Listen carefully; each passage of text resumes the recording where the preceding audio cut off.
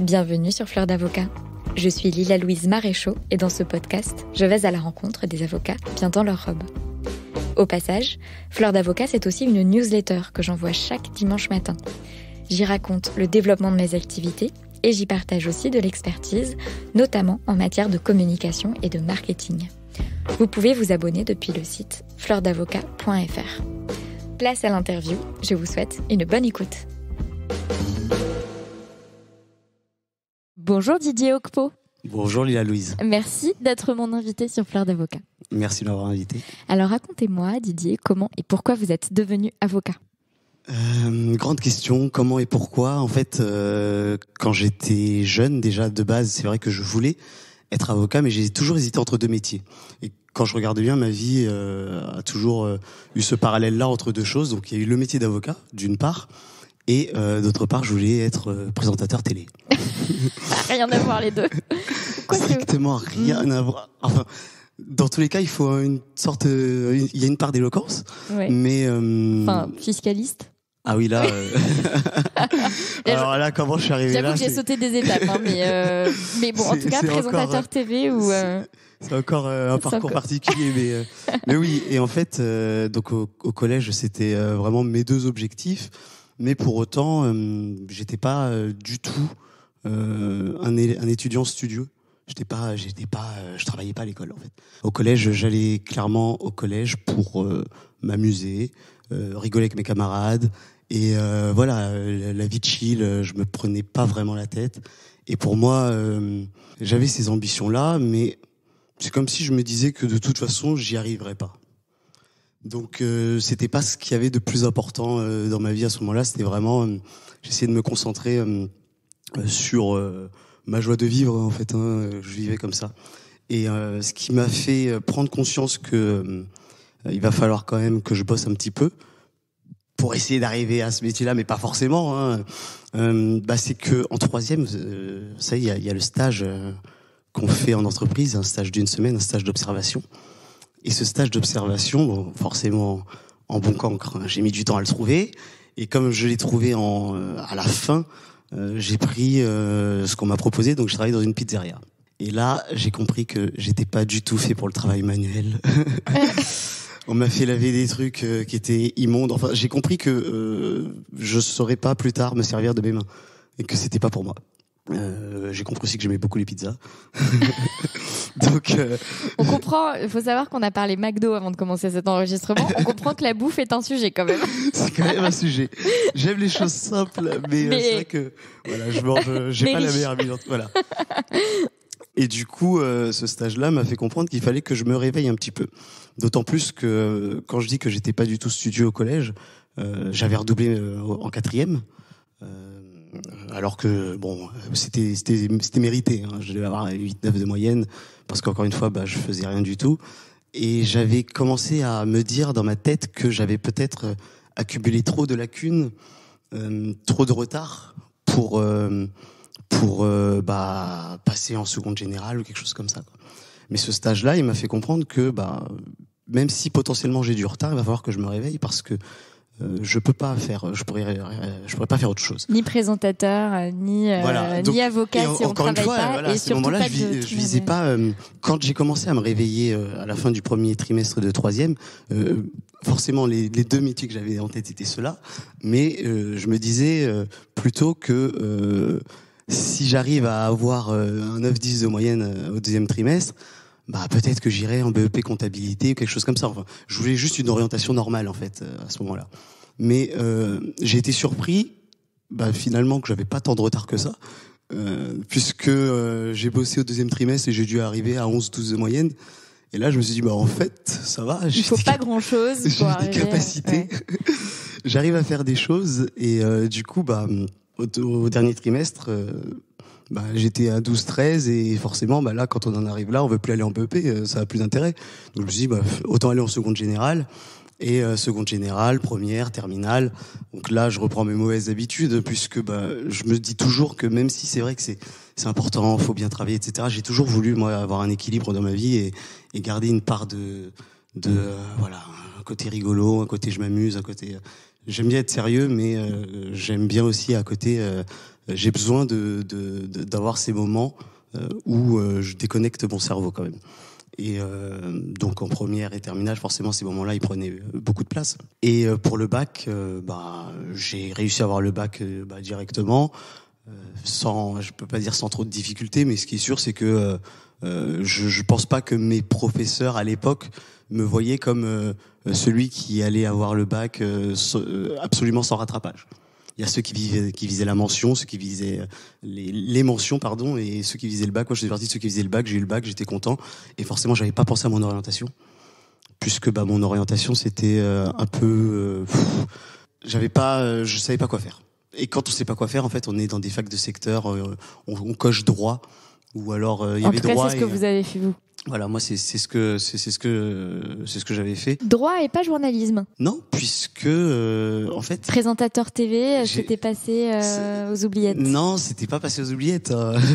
Mais pourquoi pas? Parce que je crois que j'avais pas trouvé. En fait, je m'étais pas intéressé à mon orientation. Ce qui fait que on prend les choix par défaut, et par défaut c'est la fac. Déjà il y avait aucun BTS, enfin j'ai postulé à aucun BTS, donc par défaut je suis allé en fac. Et en fac, ma fac de secteur c'était la fac de Saint-Denis, et il y avait l'UFR droit, mais il y avait pas de mémoire, il y avait pas d'études en journalisme. Et je sais que faire du droit, ça n'empêche pas de faire une carrière de journaliste plus tard. Donc en soi, pour moi je me fermais pas trop de portes. Donc, au vu de là d'où je venais quand même, du fait que j'étais pas non plus hyper studieux, je pensais pas que j'entamais des études de droit avec de très grandes chances de réussite. Pour moi, ça allait être une sorte d'année. Une année d'échec programmé, voilà, un truc un peu admis, on échoue en première année. Exactement, je le voyais comme une année d'échec programmé, honnêtement. Et ce qui m'a permis de réussir mes études de droit. C'est particulier. Hein. En gros, ça part du fait que j'habitais loin. J'habitais loin dans le 95, donc pas loin de la Picardie. Et là-bas, moi, j'ai toujours eu soif de liberté. Je voulais vraiment m'émanciper, être libre. Sauf que quand on habite loin et qu'on veut être libre, soit on prend un appartement, on vit seul, soit on passe le permis de conduire et on l'obtient. Comme ça, on a sa voiture, et puis quand on veut sortir le week-end, on fait des sorties. Moi, le permis de conduire, il m'a pas souri. C'est-à-dire que j'ai mis beaucoup d'argent dedans. Vous l'avez maintenant? Non. Toujours pas. Ça m'a pas souri du tout. C'est-à-dire que je l'ai raté, voilà. Le permis ou le code?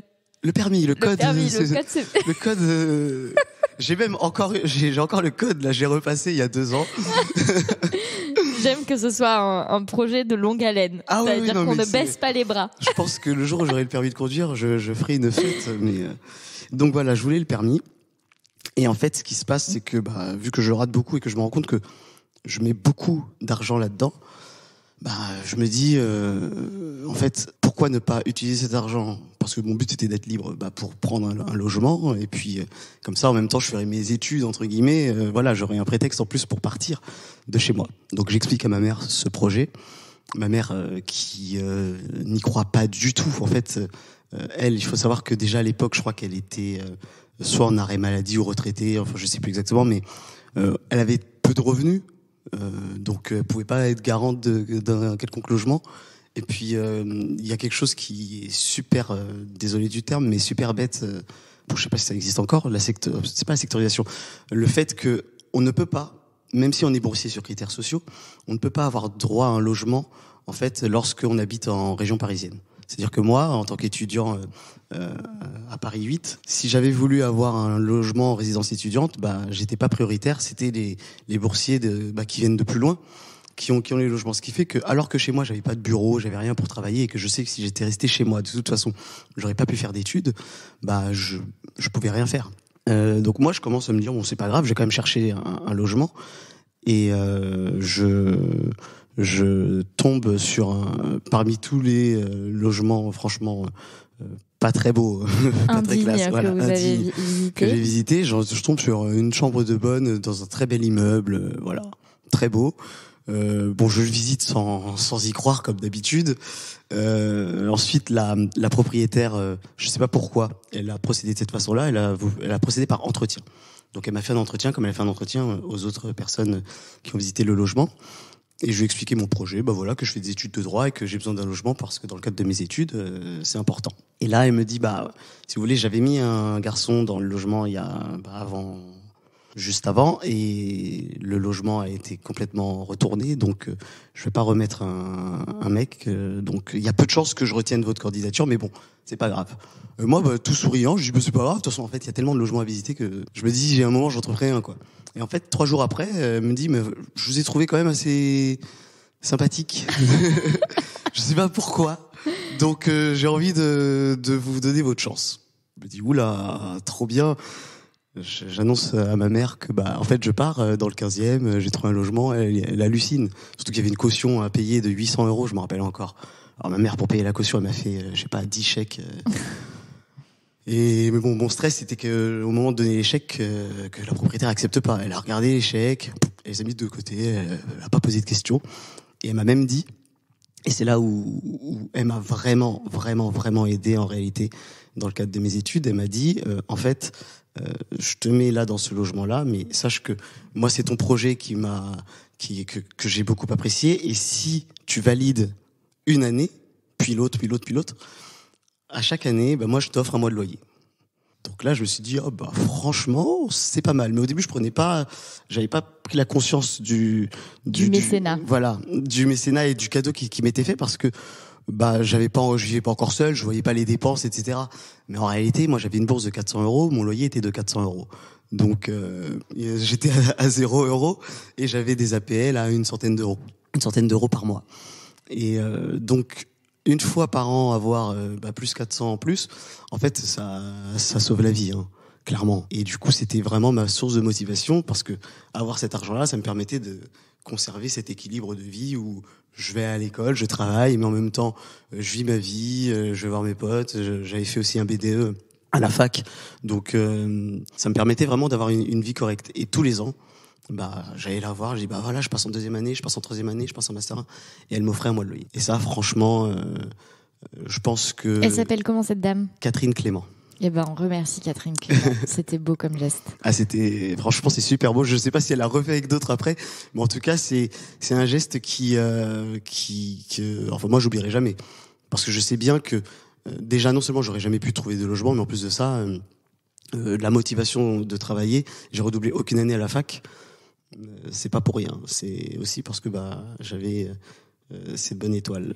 Donc la carotte, la bonne étoile et la carotte qui fonctionnent. Est-ce que cette arrivée en fac de droit, ça se passe bien, à part cette question de, entre guillemets, de la carotte qui a contribué au fait que ce soit possible. Et du coup, vous visiez dans le 15e et vous étiez en fac à Saint-Denis quand même? C'est ça. Okay. Donc je prenais la ligne 13, j'allais à Montparnasse, je prenais la 13 jusqu'au terminus. Et oui, dans le cadre de mes études, d'abord quand je suis arrivé à la fac, j'ai toujours été dans cet équilibre où je voulais quand même qu'il se passe des choses. Et moi, j'arrive à la fac, j'avais entendu dire que dans les facs de droit, ou même dans les facs de façon générale, il se passe des choses, il y a des événements étudiants, que ce soit des soirées, des colloques, etc.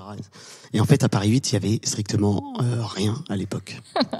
J'arrive dans une fac où il y a rien du tout. Donc un jour, avec une amie, on se lève en amphithéâtre, on dit on va créer un bureau des étudiants. Et puis on va organiser des événements pour nous, etc. Bon, on n'a pas trop été pris au sérieux au départ. Et en fait, on l'a fait. Après coup, non seulement on l'a fait, on a réussi à avoir des partenariats avec des banques, donc on a pu avoir de l'argent pour organiser des événements. On a fait des remises de prix, etc. Enfin, on a fait plein de trucs. Et à la fin, ça m'a permis déjà de connaître du monde, d'être après élu représentant étudiant, parce que au fil et en aiguille, quand on a fait le BDE, après ils nous ont offert des locaux dans la fac. On a dû recevoir pas mal de plaintes d'étudiants, et donc du coup on s'est dit on va se présenter aux élections à l'UFR. Et donc mes années fac ont été assez mouvementées j'étais entre étudiant et élu étudiant et en même temps responsable de l'événementiel. Donc c'était très sympa. Et à côté de ça, dès que j'ai entamé la 2e année de droit, ce qui s'est passé, c'est que j'ai regardé un jour un reportage sur M6 où ça parlait de fraude fiscale. Et il y avait un avocat qui intervenait, qui s'appelle Alain Belot. Et je l'ai vu, je me suis dit, ça a l'air sympa. Je suis parti le voir le lendemain. Je toquais à sa porte, en fait. Comment ça? Donc, vous le voyez à la télé, sur M6, ouais. Et le lendemain, vous allez toquer à son cabinet. Ok, donc vous cherchez sur Internet cabinet. Parce qu'on m'avait dit qu'en fait, les études de droit, c'est bien, mais le problème, c'est que si on fait pas régulièrement des stages, en tout cas, si on commence pas très tôt à faire des stages, à la fin, ça risque d'être compliqué, déjà pour avoir un emploi ou autre chose, peu importe. Et du coup, je vois ça, je me dis je vais aller le voir. On sait jamais. Je vais le voir. Il me reçoit déjà. Il me dit mais pourquoi? Enfin, c'est bizarre parce que même si c'est vrai que j'aurais pu envoyer un mail. Hein. Je me rends compte que c'était très intrusif comme démarche, mais en même temps c'était très naïf. Pour moi, je cherche un stage, pas forcément payé. Je voulais vraiment juste apprendre des choses. Donc, et ce monsieur, il me reçoit avec sa collaboratrice. Il me dit franchement, il a aucune raison de me prendre parce qu'il a pas besoin de moi, mais bon, si je l'embête pas trop, pourquoi pas. Il me dit ça de façon assez cash. Hein. Il me dit que en plus, je viens pas d'une très belle fac. Je lui dis ah bon, je savais pas. Donc il me dit oui, voilà, en gros que Paris 8. Lui, si s'attend à un stagiaire, c'est Paris 1, Paris 2, mais pourquoi Paris 8? Enfin, je comprends pas. Et puis voilà que il veut faire un truc. Il m'a dit j'ai envie de faire quelque chose que mes confrères ne feraient pas. Alors je vais tenter, on va voir. Je me dis bon, c'est pas grave, je suis content. C'est encore une bonne étoile, on va dire. Encore, mais moi j'étais c'est pas content. qu'une bonne étoile, mais j'étais content. Hein. Moi, j'avais un stage qui était certes non payé de base, mais pour moi, voilà, j'avais quelque chose à faire. J'avais mes études, mon BDE et puis mon petit emploi. Et en fait, ce stage se passe très bien, même s'il était quand même assez. Je peux pas dire qu'il était dur, il était pas méchant, mais il était vraiment dans une approche où il fallait se débrouiller. Il me donne un dossier sur des choses. Moi, on est en deuxième année de droit, j'avais jamais fait de droit fiscal, donc les problématiques en matière de fiscalité, moi je connais pas du tout. Mais en fait, il s'en moque puisqu'il me donne le dossier et qu'il a pas besoin de moi. Il me dit en gros, fais ce que tu peux faire, et on verra. En fait, si c'est bien, c'est bien. Si c'est pas bien, tu recommences. Et puis à un moment donné, ça sera forcément bien. Et puis c'est comme ça qu'on a fonctionné. Donc au départ, c'était quand même très dur parce qu'il m'a donné des dossiers sur des trucs, c'est sur des prix de transfert. Enfin, je comprenais même pas ce que c'était que des prix de transfert. Mais bon. Et après, au fur et à mesure, il m'a donné des dossiers qui étaient peut-être un peu plus adaptés. Donc ça s'est super bien passé, ce stage. Il m'a payé, malgré tout, alors que j'avais rien demandé. Il m'a rémunéré. Il m'a dit, écoute, tous les ans, si tu veux, tu peux revenir. Donc j'avais mon stage en L2, en L3. Et donc vous faisiez ça l'été sur la fin d'année ou en parallèle des études? Alors c'était, je faisais ça parce que la fac ça finit tôt. L'année scolaire elle s'arrête vers mars-avril, on n'a plus rien. Donc je faisais ça de avril à juin. Et après juillet-août en général je travaillais dans l'animation, j'avais le BAFA. Parce que ça, pour le coup, ça m'aidait à tenir l'année, ouais. Voilà, à gagner. J'étais en train de me demander comment vous viviez avec 100 € par mois et plus 400 € dilués sur l'année. C'est le BAFA j'ai la réponse. Qui m'aidait parce que en gros, un mois, c'était 1700 €. Donc, je travaillais les 2 mois d'été et donc, après, j'avais, ce qu'il me fallait pour compléter pour toute l'année. C'est comme ça que je fonctionnais. Et donc oui, non, ça se passe très bien et je recommence ce stage et franchement. Donc vous y êtes retourné en L3, en M1 aussi? J'ai fait L2, L3, M1. M1, ok. Et après ça, moi j'avais pas candidaté dans beaucoup de M2. Je voulais vivre autre chose. En fait, je voulais partir de Paris. Je sais pas pourquoi. J'ai candidaté à Lyon, j'ai candidaté à Aix et à Montpellier. Et finalement, j'ai choisi d'aller à Montpellier, mais pour des raisons qui tenaient pas vraiment, qui tenaient pas du tout à la renommée de la fac ou du diplôme. C'était plus parce que je savais qu'il allait faire beau et que ça allait être. Non mais je voyais les choses comme ça. Non mais moi j'ai une admiration sans faille pour les personnes comme vous. Enfin, je pense que vous vous rendez pas compte. J'ai une admiration sans faille pour les gens qui se disent mon objectif c'est d'avoir le bac, pas le bac avec mention mais juste le bac parce qu'en fait en parallèle j'ai envie d'avoir ma vie, puis j'ai le bac et puis ensuite la fac c'est un peu un échec programmé mais quand même et puis tiens mais le BDE et puis en plus voilà et puis qui choisissent leur master 2 plus pour le soleil que pour autre chose. Enfin, je veux dire, moi qui me suis mis une pression monumentale pour pas grand chose quand j'étais étudiante, vraiment, en vrai, je sais pas s'il y a une bonne approche, parce que ça m'a apporté du positif aussi peut-être de me surinvestir. mais j'ai quand même une admiration sans faille pour cette décontraction, quoi. Ce rapport optimiste à la vie, cette confiance en l'avenir. Oui, c'est vrai que j'ai assez confiance quelque part en l'avenir, mais parce que moi je me dis que si je me mettais à fond dans quelque chose comme ça, il faut que j'ai le meilleur master 2, etc., je le vivrais mal. Mon cerveau va tourner à 300 à l'heure et je vais vraiment mal le vivre. Et si je vis mal les choses, je les fais mal après. Donc, je suis obligé de jauger entre les deux pour que je fasse du travail de qualité, etc. Il faut vraiment que j'ai une vie, que j'ai des loisirs, assez réguliers, et que je m'épanouisse dans ma vie. Donc donc c'est pour ça que quand j'ai vu, les Master 2, grosso modo, ils se valaient. Donc j'ai choisi sur d'autres critères. J'y suis allé, franchement, c'était une des années les plus plaisantes. On a travaillé. Hein. Master 2 en fiscalité, bien sûr qu'on travaille. Oui, forcément. Mais voilà, j'ai pas du tout regretté de faire ce Master 2. Et en fait, c'était un Master 2 en finances publiques et fiscalité. Et du coup, dans le cadre de ce Master 2, la plupart des étudiants, en fait, ils tentent les concours de la fonction publique. Et donc moi à l'époque, même si j'avais le métier d'avocat en tête, encore une fois, ça restait pour moi un objectif inatteignable parce que moi je pensais que ceux qui devenaient avocats ou en tout cas qui réussissaient ce concours, c'était forcément ceux qui majoraient toutes les matières à la fac, qui étaient au DGCE. Et le fait d'avoir fait ce stage chez cet avocat pendant 3 ans, ça vous a pas donné confiance en le fait que c'était aussi accessible pour vous? Enfin, j'imagine qu'au fur et à mesure de ce stage, vous avez gagné aussi confiance en vos capacités. Totalement. Et tout. J'ai gagné confiance dans le fait où je me suis dit que le métier en lui-même, je pense pouvoir le faire, je pense être plus tard compétent pour le faire. Pour autant, le concours est potentiellement une barrière. Enfin, je le voyais comme tel. Après, quand je compare avec d'autres concours de la fonction publique, avocat de la fonction publique, mais je veux dire, si on compare avec l'ENA et autres, le concours d'avocat est nettement mieux fait dans le sens où il laisse vraiment sa chance à plus de personnes, à tout le monde. Parce qu'un concours où on est interrogé directement sur la culture générale, où il faut faire des dissertations et autres, en fait, en lisant une copie, on sait tout de suite du milieu social dont vient la personne. Et très vite, en fait, on peut éliminer des candidats sans forcément le vouloir, mais juste parce que ça correspond pas à ce qu'on a l'habitude de voir. Dans le concours d'avocat, on demande de faire une note de synthèse, après il y a des examens techniques. En réalité, c'est une rigueur. Donc ça, moi, à l'époque, je l'avais pas forcément intégré. Et là, aujourd'hui, avec le recul, c'est ce que je sais. Mais bon, du coup, j'ai tenté le concours avant de tenter le concours du barreau. Après mon master 2, j'ai tenté le concours d'inspecteur des impôts. Okay. Je me suis dit tout le monde le fait. À ce qui paraît, c'est pas trop dur. Et puis moi, ça me permet de rester à Montpellier. Ça me permettait de rester à Montpellier juillet-août cette fois-ci. Donc je suis resté l'été. Faut dire que j'ai vraiment pris ce concours à la légère quand même.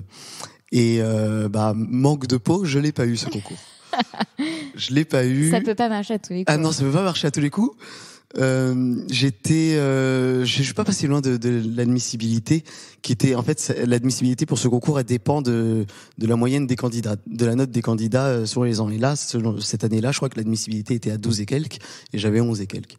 Donc je l'ai pas eu. Je me suis dit là pour le coup, j'ai vraiment une année où je n'ai strictement rien à faire. On est en octobre, donc je me suis inscrit à l'IEJ, à Sceaux, donc la fac où j'ai fait mon M1. Et dans l'attente de passer le concours l'année d'après, là j'étais vraiment dans un mood où je me suis dit que faire? Et là j'ai cherché un stage. Et là j'ai commencé à chercher en journalisme. Je me suis dit pourquoi pas, c'est peut-être le moment où, parce que maintenant que j'ai un master de droit, peut-être que je vais trouver un stage en tant que présentateur télé ou quelque chose comme ça. J'aime cette logique imparable. Maintenant que j'ai un master 2 en droit fiscal, je pense que je vais trouver un stage pour devenir présentateur télé. Je trouve que c'est vraiment cause à effet absolument parfaite. Et du coup, je trouve un stage quand même chez Public Sénat. Où je travaille. Grosse présentation télé. Et je travaille avec des présentateurs télé pendant 6 mois.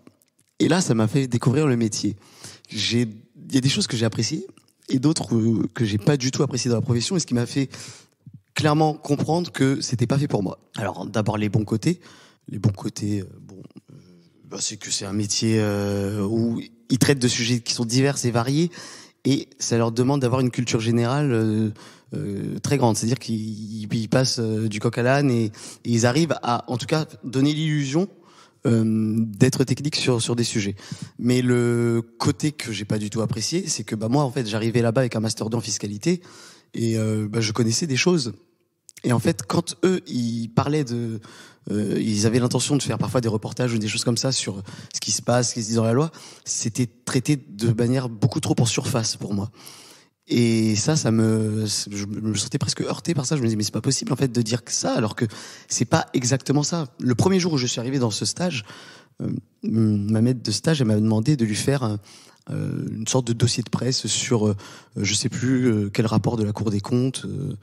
Moi, je dis très bien. Et en fait, je vais sortir le rapport et je commence à lire le rapport et à faire comme une sorte de note de synthèse, en fait, prendre les informations importantes. Et là, elle m'arrête au bout de 38, elle dit, oh là là, mais qu'est-ce que tu fais? Je t'ai pas du tout demandé de faire ça. C'est le rapport, certes. Moi, je t'ai demandé d'aller regarder ce que dit la presse du rapport. Et ensuite, on va reprendre ce que dit la presse du rapport. Donc, on va voir Le Monde, Le Figaro, nanana.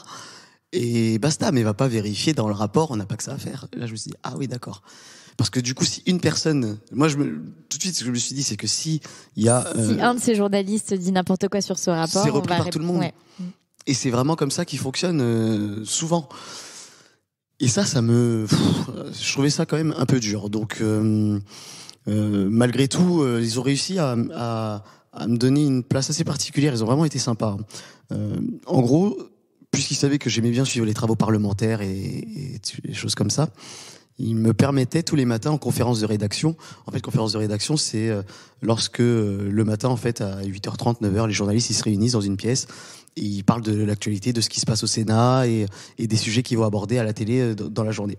Et moi, en fait, j'avais mon pitch de 5 minutes où je devais développer une évolution législative qu'il y avait au Sénat. En tout cas, je devais expliquer un texte qui était débattu actuellement, ou alors une disposition d'un texte pour que potentiellement ils en fassent un reportage dans la journée.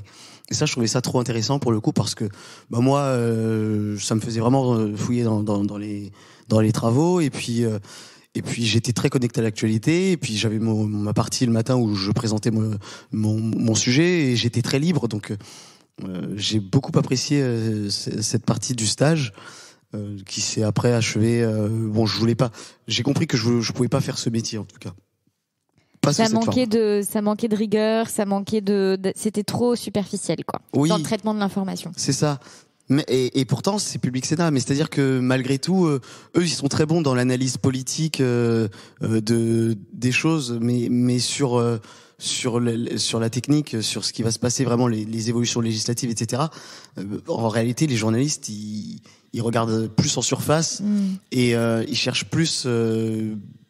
En tout cas, pour ce qui est des journalistes télé, on est plus à une recherche de l'audience et donc à traiter les données, enfin traiter les sujets comme ils sont traités ailleurs, parce que c'est ce qu'attendent les gens, plutôt que d'être dans une recherche parfois de vérité. Et ça, je trouvais que c'était dommage. Donc j'ai pas poursuivi là-dedans. En tout cas, j'ai été content de faire ce stage parce que ça a permis de mettre derrière une idée qui traînait. C'est ça. Ça a mis derrière une idée qui traînait. Et même si aujourd'hui, avec ma chaîne, je reprends un peu ce rôle-là, mais oui, clairement. Ensuite, en juillet, j'attaque le CRFPA en me disant c'est ça ou rien, parce que je me suis pas réinscrit au concours d'inspecteur des impôts. En fait, je sais pas quoi faire d'autre. Hein, donc. Et alors, comment ça se passe ce concours ? Ça se passe bien. Je réussis à l'avoir, mais quand même, j'ai jamais autant stressé de ma vie parce que j'avais l'impression pareil que c'était comme au collège lycée où je me dis mais moi je pars de loin vu que oui j'ai validé mes matières mais je me disais toujours que vu que j'étais pas non plus premier de la classe à la fac, donc je me disais non mais ça va être compliqué. Donc j'ai vraiment organisé ma vie comme un militaire. Du lundi au dimanche, je faisais les mêmes choses toutes les semaines. J'allais au McDo à 16h. À 16h le jeudi pour prendre manger mon Happy Meal. Les matières, je les bossais, le lundi matin, c'était ça, tac. Et le soir, je rentrais chez moi, je regardais les cours vidéo. Enfin, je m'étais fait une organisation militaire dans le but de me dire qu'en gros, je vais le tenter une fois, à fond. Et si je l'ai pas, c'est pas pour moi et je tenterai autre chose. Enfin, je tenterai d'autres concours ou en tout cas, je ferai autre chose, mais je veux pas avoir de regrets. Et ça a marché. Ça a marché, même si je me suis fait quand même quelques frayeurs aux écrits. parce que j'ai été un peu trop sûr de moi sur le fiscal. En sortant de l'examen, j'étais sûr d'avoir, je me dis, en sortant, je disais, ouais, mais c'est bon, j'ai compté mes points, je dois avoir 17, 18. Ah bon, t'es sûr, Didier? Et alors, combien? J'ai eu 14. Bah, c'est pas mal. Oui, mais... C'est pas 17, 18, mais c'est déjà pas mal. Mais pourquoi j'ai 14? C'est surtout parce que, en fait, j'avais fini un peu avant tout le monde. Et j'étais fier de moi, j'étais content. Parce que je me suis dit, franchement, je pense que je peux être admissible. Et j'ai pas retourné la feuille. En fait, il manquait... Et il y avait un exercice derrière. Exactement. J'ai manqué un exercice sur le plafonnement de l'ISF. Et quand en rentrant chez moi, j'ai vu que j'ai manqué un exercice de 4 points. Et là, j'ai fait, oh là là là là là là là là là. Donc, ça m'a stressé comme jamais. Et bon, après les oraux, enfin, quand j'étais admissible et les oraux, ça s'est plutôt bien passé. Hein. J'ai pas eu de soucis particuliers. Et puis après, Après, c'est les stages. Les stages de EDAC, IEJ. Où est-ce que vous êtes allé à l'école? Je suis allé à Versailles. À Versailles? À l'EDAC? À l'EDAC, oui. Et du coup, où est-ce que vous avez fait vos stages? Alors, je fais mon stage PPI chez un promoteur immobilier, Kaufmann et Broad. Durant ce stage, j'étais dans une direction fiscale. Donc là, pour le coup, après, toutes mes expériences ont été orientées fiscalité du patrimoine. Et là, je me suis vraiment concentré à me dire, je veux être avocat fiscaliste. Donc j'ai commencé dans la direction de Kaufmann, où ça s'est... franchement, c'est un stage qui s'est plutôt bien passé. La particularité que j'avais eue pendant ce stage, c'est que la personne qui m'avait...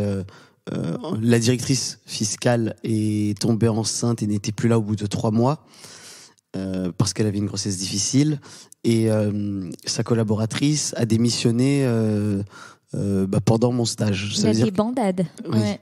Et vu que c'était deux, vous êtes retrouvé tout seul. Je me suis retrouvé tout seul à partir du mois de juin. Du coup, je suis resté jusqu'en septembre, si je me rappelle bien. En tout cas, j'ai fait juillet-août et une partie de septembre. Seul aux manettes. Seul aux manettes. Alors moi, je trouvais ça bien parce que du coup, j'étais vraiment impliqué à fond dans les dossiers. J'avais à cœur d'essayer de ne pas laisser. Je voulais pas que lorsque la directrice revienne, il y ait qu'elle découvre qu'il y a eu des choses qui se sont mal passées ou quoi, que des demandes de remboursement qui n'ont pas été effectuées, etc. Donc et moi, je suis beaucoup plus performant quand on me responsabilise. Quand il y a quelqu'un si je sais qu'il y a quelqu'un qui est vraiment au-dessus de moi à me regarder et qui va revoir dans tous les cas mon travail. En fait, bizarrement, ça me met pas le stress nécessaire à bien travailler. Au contraire, ça me fait plutôt dire, de toute façon, au pire, ça sera revu. Et alors que là, c'était totalement différent. Là, je savais que parfois, je suis allé à des rendez-vous avec le fisc et j'étais tout seul. Et en fait, c'était moi, l'administration fiscale, et puis voilà. Donc, j'étais responsabilisé et j'ai beaucoup apprécié ça. Et bon, après, j'ai pas cherché à continuer là-dedans puisqu'on peut pas être avocat en entreprise. Mais en tout cas, c'est vrai que si l'option avait existé à l'époque, je me serais posé des questions. Et pour mon stage final, ensuite, je suis allé chez Franklin, dans l'équipe de Jérôme Barré. Et là, encore une fois, là aussi, c'est un des meilleurs stages que j'ai fait, je crois. C'était assez particulier parce que nous, en fiscalité patrimoniale, on a une période fiscale qui est assez importante. Durant laquelle on fait pas mal de déclarations. Globalement, de avril à juin, vous voyez pas trop la lumière du jour. Exactement. Et franchement, j'appréhendais parce que je me dis, mais à tous les coups, les collaborateurs et associés sont en plein stress. Ils vont nous le communiquer. Moi, ça va pas m'aider à mieux travailler, etc. Alors que non, là, c'était vraiment... oui, on a beaucoup de déclarations. Oui, vous savez pas en faire. Mais pour autant, vous êtes là pour apprendre. Et c'est un peu... on va un peu à notre rythme. Même si on est là du matin à 9h30 jusqu'au soir, minuit, 1h du matin. Mais c'est sans pression, en fait. Ils sont pas derrière nous à nous dire exactement quoi faire. Ou c'est vraiment... voilà, il y a du travail à faire. Nous aussi, on sait qu'il faut faire le travail, donc on le fait. Et ça se faisait vraiment dans une bonne ambiance, très bonne humeur, avec les collaborateurs, collaboratrices, avec les co-stagiaires aussi, ça s'est très bien passé. C'est encore mes amis aujourd'hui, je les vois régulièrement. Donc c'était vraiment, j'ai été surpris en fait parce que je me dis que ça peut très vite mal se passer ce type d'organisation où on est en rush.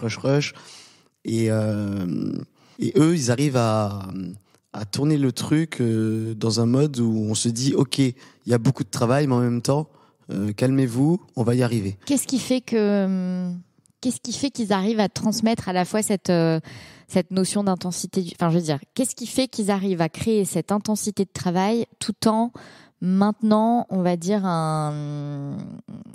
cette notion de on va y arriver, on prend les choses les unes par les autres. Enfin, voilà, qu'est-ce qui fait que les deux arrivent à s'articuler, l'intensité de travail avec en même temps la compatibilité avec une forme de sérénité, quoi. Je pense que ce qui fait ça, la première raison, c'est que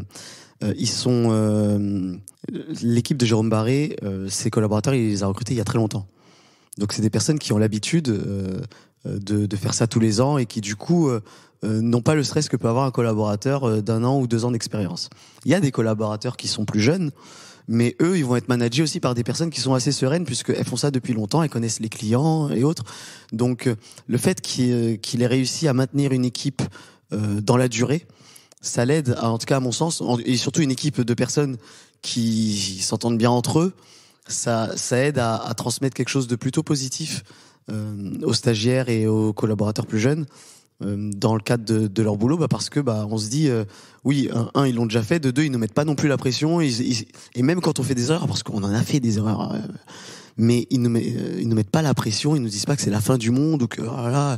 Parfois il y avait des documents, je me souviens qu'on devait demander à un client et puis on oublie de demander le document et sauf que la déclaration elle est déposée pour je sais pas dans 2-3 jours. Bon, il y a des cabinets où un truc comme ça on peut recevoir des noms d'oiseaux très vite. Là, non, c'est pas grave, on va téléphoner à la cliente et puis très vite en fait, il nous faut comprendre que les erreurs ne sont pas graves. Bon, si on en fait moins, c'est mieux. Mais je pense que c'est le fait qu'il y ait une équipe de personnes expérimentées avec qui il travaille depuis très longtemps, ça l'aide à transmettre cette façon de travailler après je suppose que eux aussi sont heureux ils y sont encore la plupart des collaborateurs dont je parle, ils sont même devenus associés pour certains. Ouais, c'est une équipe stable.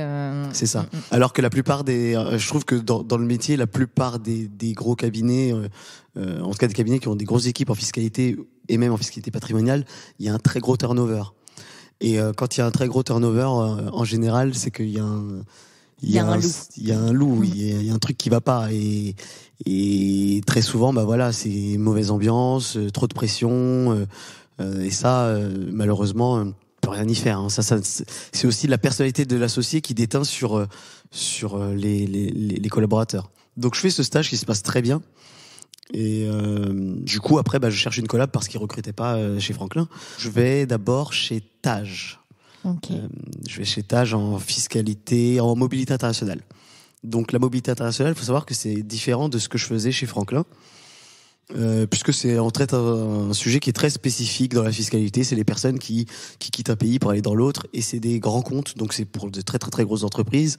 Donc globalement, c'est Danone qui a des expats, et Exactement. Il s'agit d'accompagner les expats dans comment ça va se passer pour eux d'un point de vue fiscal, c'est ça ? Exactement. Et le client, c'est Danone, c'est pas le monsieur oui. Donc au final, le rapport avec le client, nous on l'a pas vraiment, puisque en fait c'est l'associé du département qui discute avec les associés de chez Danone. Ouais, mais nous, on n'a que des noms, et en fait sur le nom, on fait des déclarations qui sont toutes, qui sont plus ou moins similaires, et il y a rien de bien sorcier là-dedans. Mais le souci, moi, ce que j'ai pas trop apprécié là-bas, c'est surtout le fait que ce soit très hiérarchisé. Il y a une hiérarchie qui est après, c'est comme ça que fonctionnent ces cabinets-là. Il y a le junior, le J+2, le senior, le manager, etc. Et vu qu'ils arrivent par promo, parce qu'ils sont on est recrutés par vingtaine. Ouais, il y a 15-20 personnes qui arrivent par an. C'est ça. Et on traîne avec les personnes de d'autres promos. Pas moi en tant que junior, j'allais pas aller déjeuner avec un manager. C'est pas possible. Ou en tout cas, c'est peu probable. Mais du coup, ça, je trouvais que c'était un petit peu dérangeant. Et après, sur le fond, moi, j'aimais pas trop la mobilité internationale, vu que c'était quelque chose de très spécifique que je connaissais pas de base. Donc, en fait, et je me voyais pas, surtout ça, je me voyais pas en fait progresser dans ce cabinet. Je me voyais pas devenir manager. Ça faisait pas partie de mes ambitions. Moi, je voulais, vraiment avoir un rapport avec le client, voir des gens, essayer de régler des problèmes quotidiens. Et donc pendant que j'étais chez chez Tage, je cherchais une autre collaboration. Mais pendant ma période d'essai, au bout de 2-3 semaines. Ouais, ça allait très vite. Vous vous êtes très vite rendu compte que ça allait pas correspondre. Exactement. Et j'ai trouvé ensuite une autre collaboration où là, c'était dans un cabinet de plus petite taille qui correspond un peu plus à ce que j'avais chez Franklin et dans lequel, en tout cas, la matière, les dossiers que je traitais étaient identiques à ce que j'avais chez Franklin. Donc pour moi, c'était le top. Bon. Même si ça a été quand même, c'est pas la meilleure expérience que j'ai eue. J'ai des bons souvenirs, des gens de toute façon générale, je garde que le meilleur chez les gens. J'essaye pas de, même si à la fin parfois les départs sont difficiles, je retiens plutôt les bons moments et voilà. Enfin, j'entends quand même que c'était pas fou d'un point de vue humain cette expérience. Ah non, c'était pas fou, mais vous en retenez, enfin je veux dire, vous en retenez j'essaie de retenir le positif. Vous en retenez le positif et tout, mais j'entends que c'était quand même pas fou. Qu'est-ce qui était pas fou? Alors, ce qui était pas fou, c'est que moi, je voulais une collaboration libérale. Ouais. Et c'était pas une collaboration. J'avais pas le sentiment d'être dans une collaboration libérale. J'avais plus le sentiment d'être une sorte de salarié qui n'a pas le droit d'avoir de clients. Je dis bien qu'il n'a pas le droit parce que j'avais pas le droit. On me l'a dit, non, en fait. Mais on m'a pas dit, t'as pas le droit. On m'a dit, t'es pas prêt pour avoir des clients, tu vas regarde ce que tu as fait dans nos dossiers, tu t'es trompé là. On m'a sorti des consultations que j'avais fait pour me dire regardez, là il y avait une erreur là, il y avait une erreur là. Donc pourquoi est-ce que tu veux un client à toi tout seul, tu sauras même pas le gérer, c'est pas possible. Donc c'était plus pour me décourager d'avoir des clients, de créer de créer ma propre clientèle et du coup ça m'avait vraiment dérangé. Je me disais mais en fait c'est pas le deal parce que normalement un contrat de collaboration, bon c'est vrai que c'est un peu naïf comme façon de voir les choses, mais pour moi, un contrat de collaboration, c'est pas censé être ça. C'est plutôt censé être un truc où, en gros, on est là pour, certes, aider, travailler, apprendre des choses et aider l'associé dans le cadre de la gestion de sa clientèle, mais pour autant, sans qu'on nous mette des barrières pour créer la nôtre. Et donc, il y avait ça qui me dérangeait vraiment beaucoup, et surtout que puisque ça me dérangeait et que pour moi j'étais dans mes droits, j'hésitais pas non plus à faire venir des clients quand j'en avais. Donc c'est forcément à la fin ça se passe plus très bien quand on tient tête. C'est jamais bon. Et puis il y avait aussi le fait que voilà, j'avais vraiment l'impression que il y avait et ça c'était même voire c'était pas le plus dérangeant, le présentiel. Moi ici quand j'ai pas de travail je pars. Je reste pas pour faire des heures, j'ai d'autres choses à faire. Je fais beaucoup de sport, donc non. Alors que là-bas, c'était vraiment, fallait arriver à 9h00 et avant 21h, on part pas. Et on part pas. Moi, à la limite, ça me va si j'ai toujours des choses à faire et que. Mais parfois non, en fait, j'arrêtais à 19h30, mais juste regarder mon écran jusqu'à 21h parce qu'il faut partir à 21h. Ouais. Et ça, c'est une mentalité c'est très dur en fait. Après il y en a qui s'y plaisent dans ce genre de cabinet, mais moi je trouve que c'est dommage et je sais qu'il y a beaucoup de collaborations où ça se passe comme ça. Et c'est un peu je trouve que c'est un peu triste. Donc c'est pour ça que du coup je suis parti de ce cabinet parce Au bout de combien de temps? J'ai fait 1 an et demi je pense. Ouais quand même. Et donc, vous avez trouvé? Du coup, en fait... Ici, c'est l'expérience suivante? C'est l'expérience suivante, ici. En fait... donc, chez Ben Saïd Avocat. Exactement. En fait, ce qui s'est passé, c'est que... je discutais, je crois, sur LinkedIn avec Jonathan, et puis un jour, il m'a proposé un entretien. Alors, j'aimerais qu'on revienne sur je discutais sur LinkedIn avec Jonathan. Il avait mis, en fait, il cherchait un collaborateur, il cherchait à monter son équipe. J'avais écrit en message privé, quel est le projet, voilà. Donc on avait discuté vraiment de ce projet-là. Et moi j'avais dit bon, pourquoi pas. Je suis potentiellement intéressé, mais j'avais pas prévu de démissionner à l'époque, en fait. Me disais bon. C'était plus de la curiosité qu'autre chose. C'était plus de la curiosité. Vous le connaissiez, enfin vous l'aviez repéré, vous le connaissiez, ou c'est vraiment le hasard de LinkedIn? Vous avez vu cette offre, vous vous êtes dit.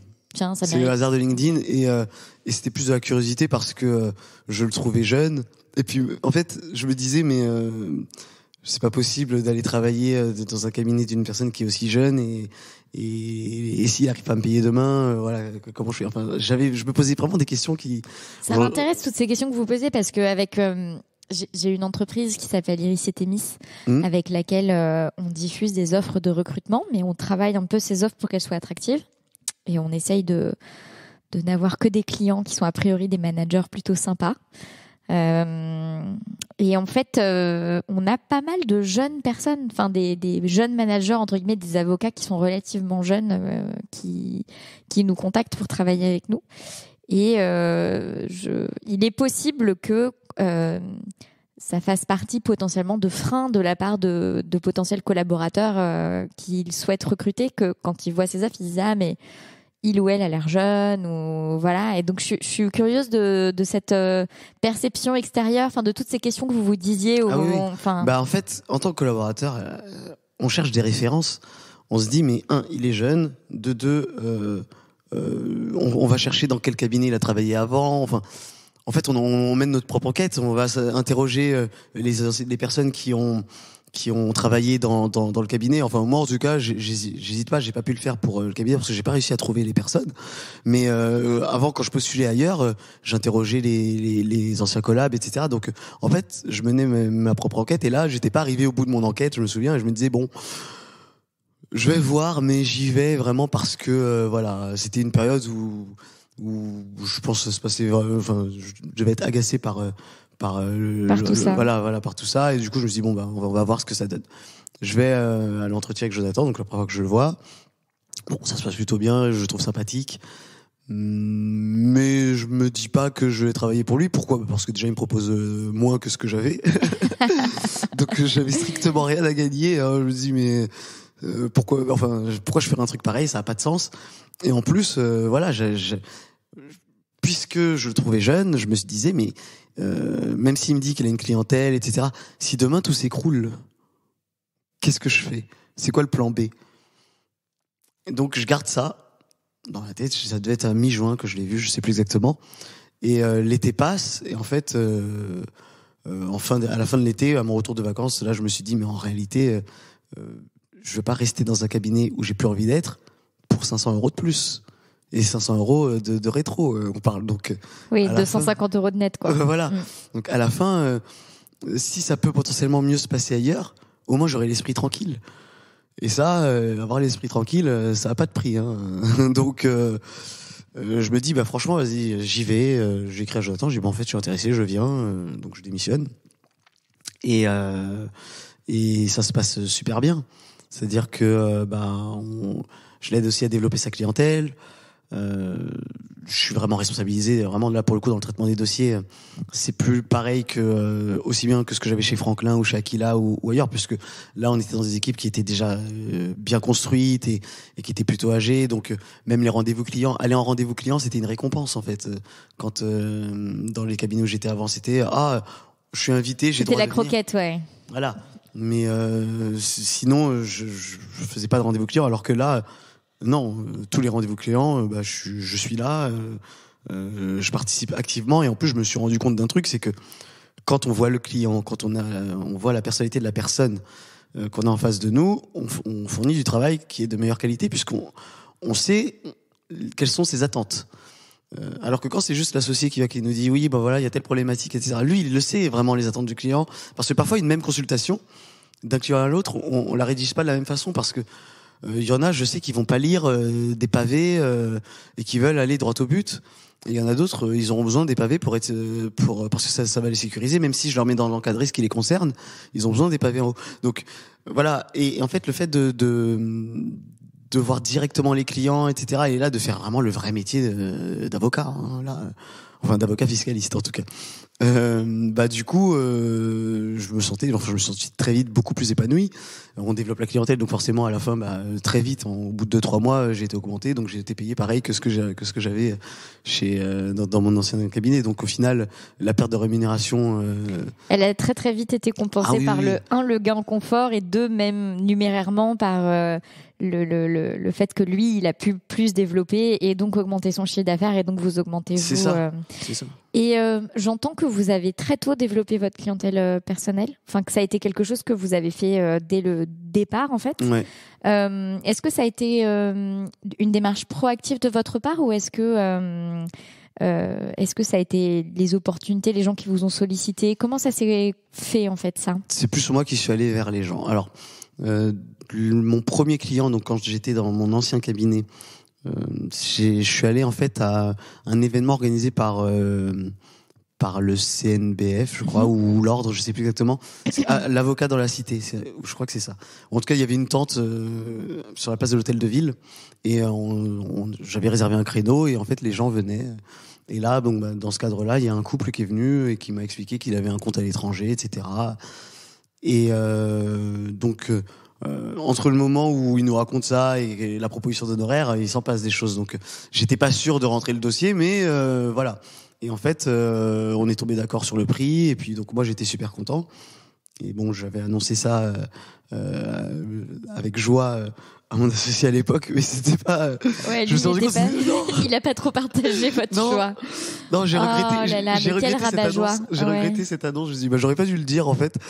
Et c'est fou parce qu'un premier dossier, enfin, je sais pas, un premier client perso, c'est un truc un peu, c'est un petit événement dans une vie quand même. Mais clairement. Donc c'est fou que ce soit pas une joie partagée, bref. Et du coup, pour aussi, j'ai mis un peu d'eau dans mon vin, pour aussi rassurer la personne avec qui je travaillais.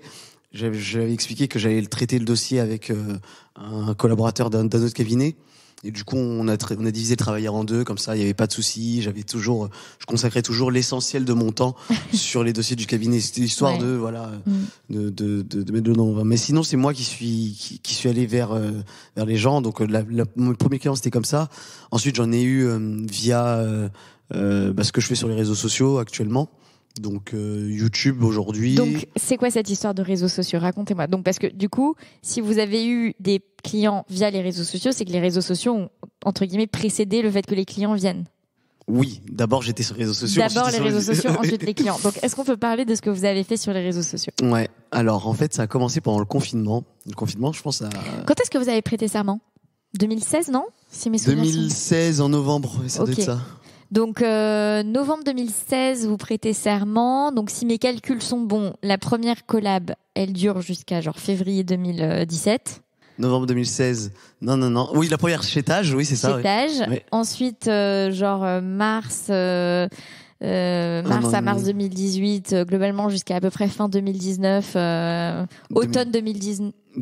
Automne 2018, vous êtes dans le deuxième cabinet. Je suis arrivé ici en octobre. Et vous arrivez ici en octobre 2018. Exactement. Et donc pendant globalement une grosse année, juste vous êtes ici, la collaboration se déroule, pas vraiment de démarche de développement de clientèle personnelle particulière. Non, alors Jonathan me donnait des dossiers. Ouais. Faut savoir que parfois il avait des dossiers à lui mais qu'il voulait pas traiter, donc il m'en donnait. Ok, super. Donc ça me permettait aussi déjà d'arrondir la fin de mois et puis voilà, donc c'est top. Après il y a eu aussi des amis de l'école d'avocats qui m'en ont envoyé. Ok.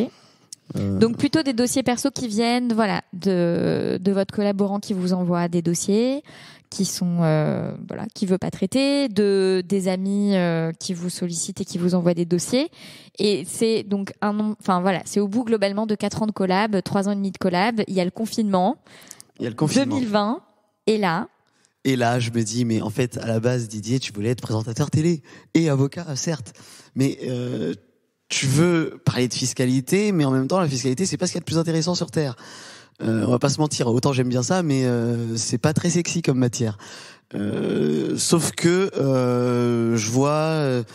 je regarde beaucoup de chaînes YouTube, aussi bien de divertissement pur que de gens qui travaillent de choses sérieuses, et je me dis c'est dommage parce que les gens qui sont hyper sérieux sur YouTube, ça marche pas parce que les gens viennent se divertir, et les gens qui viennent faire du divertissement pur, le truc qui est dommage c'est qu'ils nous apprennent rien. Donc comment trouver une formule dans laquelle on peut divertir en apprenant des choses aux gens?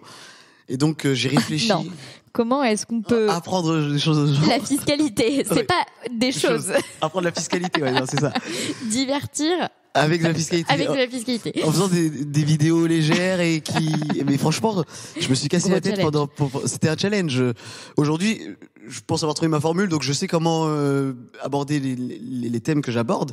Mais de base, je me dis, c'est quand même parce que si j'étais pénaliste, je pourrais faire ce qu'ils appellent des story time toutes les 2 minutes, raconter j'ai un client qui a eu ça. Là, moi, je raconte j'ai un client qui s'est fait redresser. J'ai un client qui a acheté un 15e immeuble et il se demandait quoi faire avec avec les loyers. Oh là là, comment est-ce qu'on va structurer ses revenus? C'est pas drôle, quoi. C'est pas...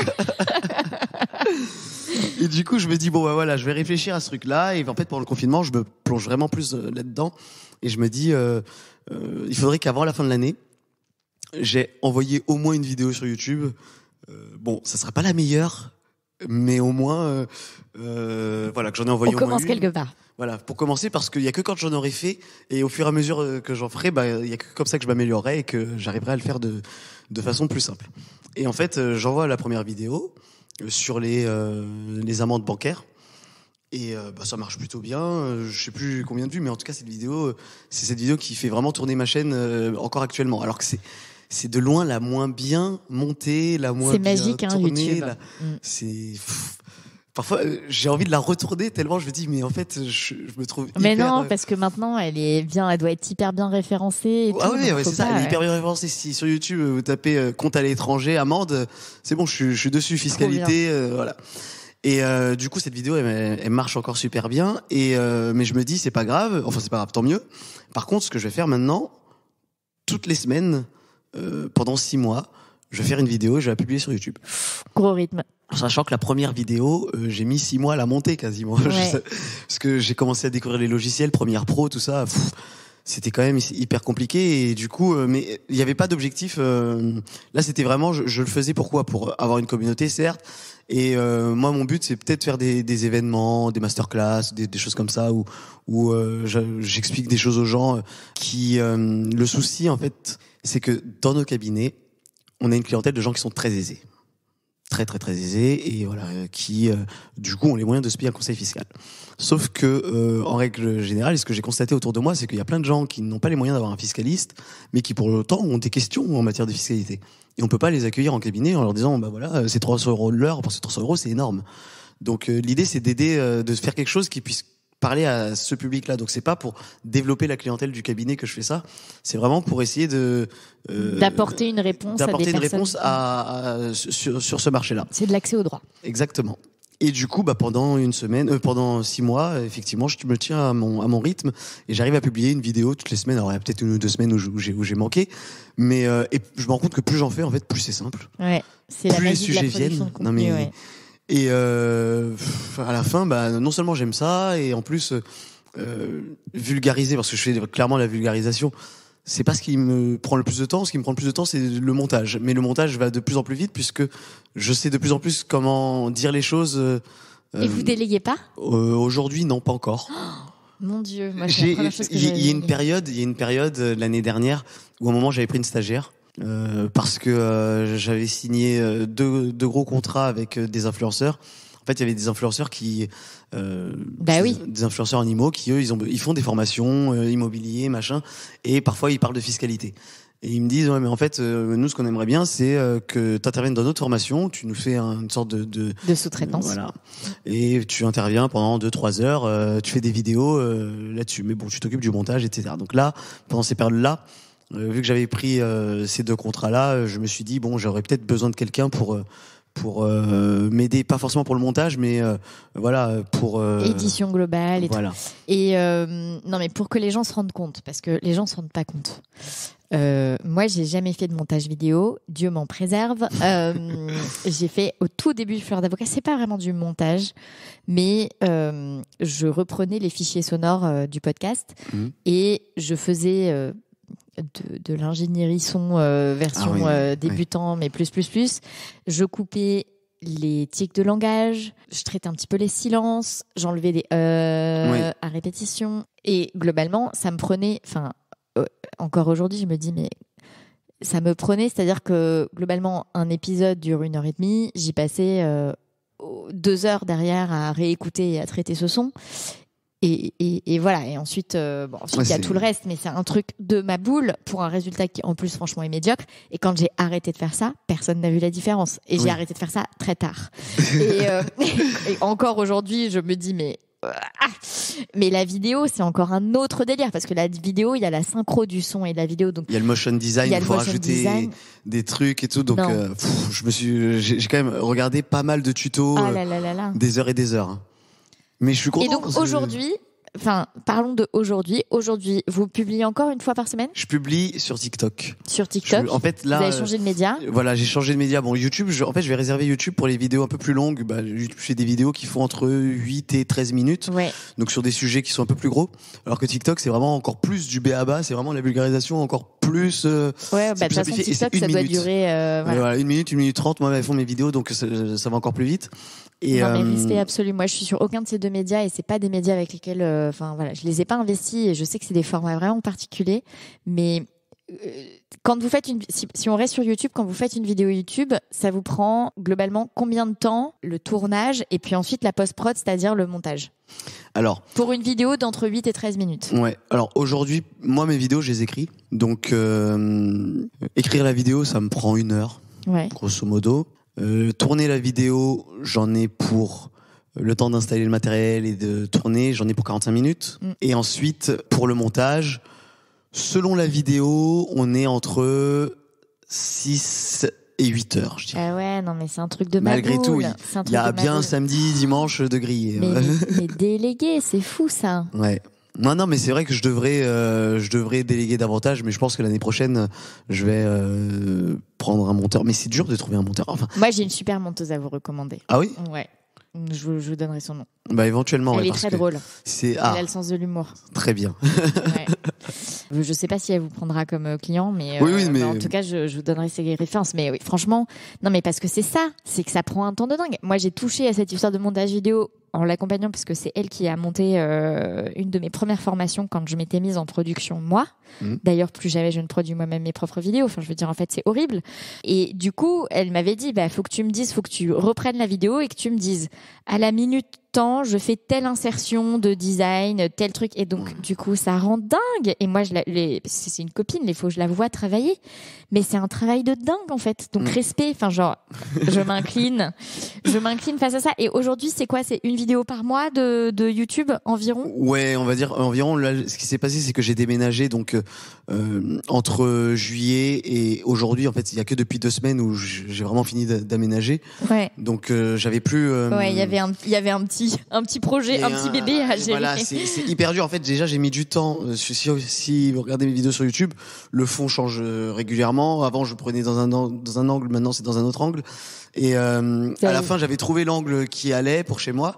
Et là, maintenant, il faut que je recommence là pour chez moi. Il faut que je retrouve le truc, que j'achète des lumières de fond. Donc, le temps que je pense que d'ici, à partir de janvier, je me remettrai vraiment sur YouTube à publier toutes les 2 semaines, je pense plutôt. Ouais. Et TikTok, en revanche, tous les 2 jours. Ouais. C'est très facile, TikTok. Ça prend vraiment pas beaucoup de temps pour publier. Et le pire, c'est que les vidéos, elles peuvent devenir virales en quelques jours. Ouais, je trouve que c'est assez dingue, TikTok. C'est assez dingue. Ouais. C'est assez dingue. Et du coup, ça vous amène des clients? Ça amène au moins des prospects. Après, je fais beaucoup de rendez-vous. Donc moi, les rendez-vous, de toute façon, je les facture. Donc ça amène pas mal de rendez-vous, des clients. C'est souvent des gens qui ont des petites questions, en fait, qui ont des petits problèmes. Oui, du coup, ça justifie pas des grosses interventions, non. Ça justifie souvent ni plus. C'est une demi-heure, on échange. Une demi-heure, 1 heure, et puis c'est tout souvent. Donc ça m'est arrivé d'avoir des dossiers un peu plus importants via les réseaux, mais c'est pas vraiment l'attente des gens. Les gens, ils veulent surtout déjà.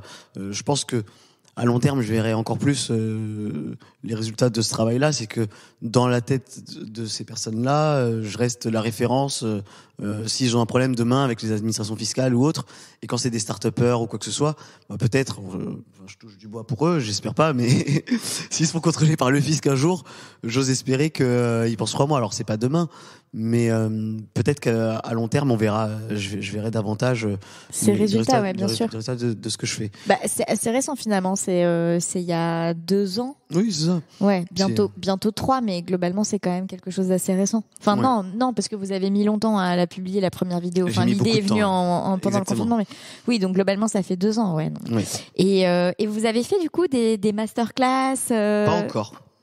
J'ai pas encore pu organiser ça et je pense que là avec la période fiscale qui s'annonce, franchement, je me dis à partir de 2023, oui, je vais commencer à en faire.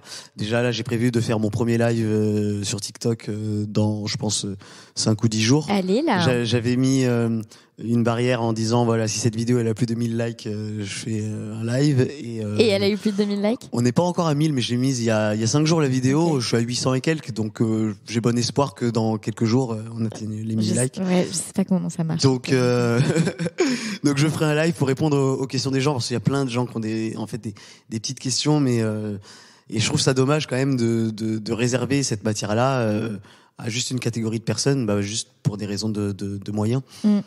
Donc là pour l'instant c'est mon projet entre ça. Je suis vraiment sur TikTok. Donc aujourd'hui le développement il se fait donc toujours parce que j'imagine votre collaborant vous envoie des dossiers. C'est ça. Les potes de fac qui sont dans d'autres spécialités qui vous envoient des dossiers sur des sujets de fiscalité patrimoniale. C'est ça. Un petit peu de clientèle qui vient surtout pour des questions ponctuelles du milieu des réseaux sociaux. Ouais. Est-ce qu'il y a d'autres choses? Non, il y a pas mal, j'ai envie de dire. Il y a pas d'autre chose. Là ici en fait depuis juillet 2020, je me suis entre guillemets associé avec Jonathan. Ah donc ça allait très vite en fait. Ouais, 2 ans au bout de 2 ans. De 2 ans. Donc maintenant je suis moins dans une optique de recherche de développement de clientèle personnelle, à la limite apporter des clients en cabinet, pourquoi pas. Mais c'est vraiment moins le projet actuellement. Donc voilà. Donc gros fit, on va dire, avec le cabinet, pour le coup une bonne une bonne dynamique d'équipe quoi. C'est parce que et en fait c'est ce que je craignais au départ avec un jeune, et j'avais pas conscience qu'une personne qui est jeune et qui du coup a une famille veut voir ses enfants grandir et veut voir et le fait qu'il ait ça, ça c'est ce qui le rend, je pense, beaucoup plus normal vis-à-vis du contrat de collaboration. Beaucoup plus normal. Non mais il a besoin lui aussi d'avoir sa vie privée, de s'épanouir avec sa famille, ses filles, etc. Oui, après il pourrait s'épanouir avec ses filles pendant que vous cravachez sur les dossiers. Enfin, je veux dire, c'est un schéma qu'on retrouve. C'est vrai que ça aurait pu être comme ça. Mais il est pas dans cette logique-là, donc du coup. Mais donc aujourd'hui, vous êtes associé ou vous êtes collaborateur? Je comprends pas. En fait, on s'est associés. Vous êtes associés? Oui, c'est ça. Ok. Donc depuis juillet 2020. Donc maintenant, vous avez plus un contrat de collaboration, vous êtes associés, quoi. C'est ça. Donc oui, donc globalement, maintenant, votre développement, c'est aussi un développement pour le cabinet. C'est ça. Vous avez parlé de sport, vous faites beaucoup de sport? Ouais, j'en fais beaucoup quand même. Vous faites quoi comme sport? Je fais de l'escalade. Okay. Donc en été, je fais de la falaise. Donc plutôt de la voie. Ouais, voilà, de la voie. En été, mais dans l'année, je fais du bloc. Donc on grimpe sur des murs qui font à peu près 5-6 mètres. Et on va dire que j'en fais 3 fois par semaine pour des séances de 4-5 heures. Donc en vrai, je fais entre 12 et 15 heures d'escalade par semaine. Ce qui me permet d'aller au McDo et manger des pizzas quand je veux. 2 fois par semaine. Et vous grimpez où? Arcos, en règle générale. Sinon, en ce moment, je suis pas mal à Climbing District. Ils ont ouvert une super salle qui est dans une église. Et c'est tellement particulier de grimper dans une église que... À la rue Saint-Pétersbourg, c'est ça? C'est ça. Ouais, bon, c'est là où mon mec passe une bonne partie de sa vie en ce moment. Ah oui, voilà. Du coup, peut-être qu'on s'y croisera parce que je pense que je vais m'y essayer. Ah avec plaisir. Donc voilà, je vais vous montrer une photo de lui après, comme ça vous pourrez le repérer et lui dire je pense que on connaît quelqu'un. Ouais. Les vidéos YouTube que vous regardez, les chaînes YouTube que vous suivez, vous aviez que vous suivez pas mal de vidéos de chaînes? Ouais, alors plus trop maintenant. Si, je suis abonné à je sais Le Crayon, Arte, la chaîne Arte, je regarde pas mal. Enfin, je suis abonné à pas mal de. Après, il y a un peu de tout. Hein. Je suis aussi abonné à des influenceurs qui racontent rien en fait. Johan Paps, par exemple, je pense qu'il est pas très connu, mais moi je connais pas trop YouTube en vrai. Enfin, c'est pas un média. J'écoute plus de podcasts que je regarde YouTube. Ah oui. Et donc de temps en temps, je découvre des chaînes YouTube à travers des potes. Mon amie Anne-Charlotte, elle m'avait fait découvrir le Psycho-Quack qui vulgarise des concepts de psychologie. Oui, il y en a qui vulgarisent la médecine. Enfin, un infirmier aussi qui fait ça. J'ai oublié son nom, mais super bien. Mais il y a plein de gens sur YouTube qui font des choses extraordinaires. Hein. Ouais. J'ai un ex qui regardait des vidéos des histoires de... C'était des petits animés sur des événements historiques. Je sais plus comment ça s'appelait ce truc, mais c'est vrai que c'était très drôle. On en a regardé plein ensemble. Donc de temps en temps, je découvre l'univers YouTube comme ça, et il y a des contenus extraordinaires sur YouTube. Enfin, vraiment, c'est impressionnant. Et c'est pour ça que je vous demande, parce que je sais qu'il y a des trésors dans ce, mais je trouve que c'est difficile. Enfin, c'est un peu comme tous les producteurs de contenu, c'est difficile de rentrer dedans. Et puis voilà. Donc du coup, c'est pour ça que je vous pose cette question.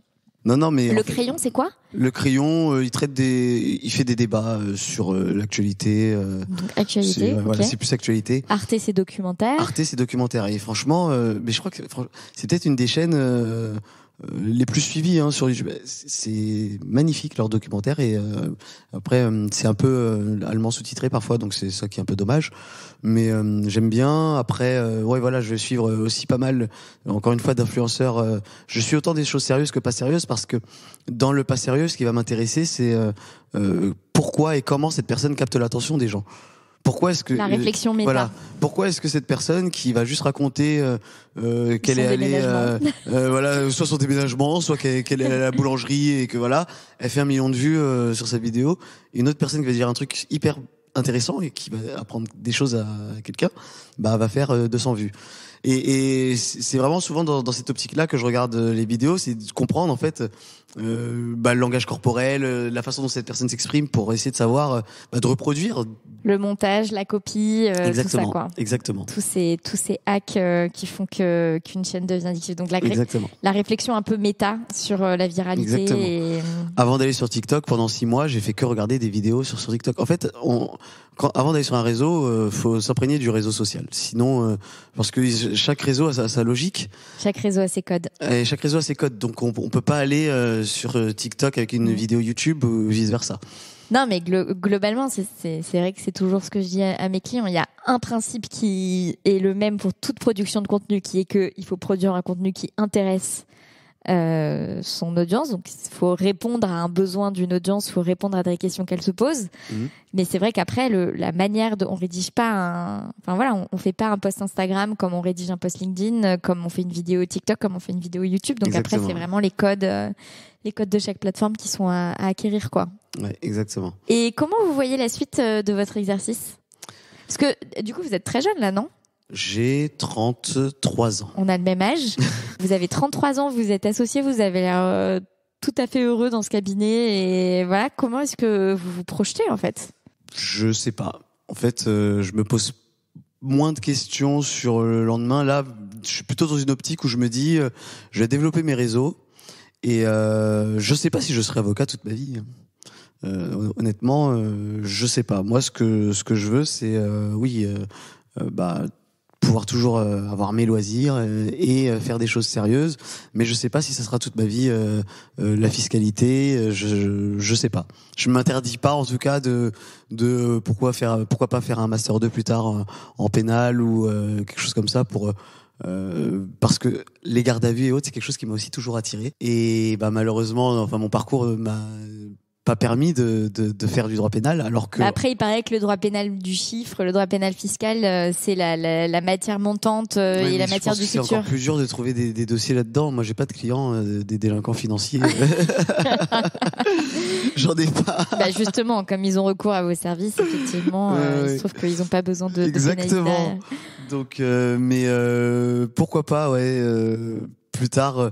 En tout cas, si je m'imagine à 50 ans, je pense que, en tout cas, j'aurais fait à un moment donné dans ma vie une autre matière. Même si j'aime beaucoup le fiscal, je pense que j'aurais à un moment donné tenté quelque chose d'autre. La vie est longue. Exactement. Quelle est votre dernière joie? La dernière joie que j'ai eue au boulot? En général. Alors en général, c'est compliqué.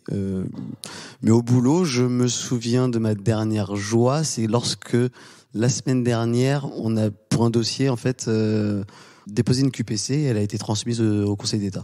Et là, quelque part, c'est un peu une reconnaissance de la qualité du travail qu'on fournit. En fait, je me suis dit, j'y croyais pas vraiment. Je me dis, mais on va bosser le truc à fond, et c'est rare, en fait, que les QPC soient transmises au Conseil d'État. Alors, c'est pas dit que le Conseil d'État va transmettre au Conseil Constit, mais déjà, passer ce palier-là, ça m'a vraiment fait du bien. Je me suis dit, franchement, c'est cool, parce que ça veut dire qu'il y a des juges qui ont pensé comme moi.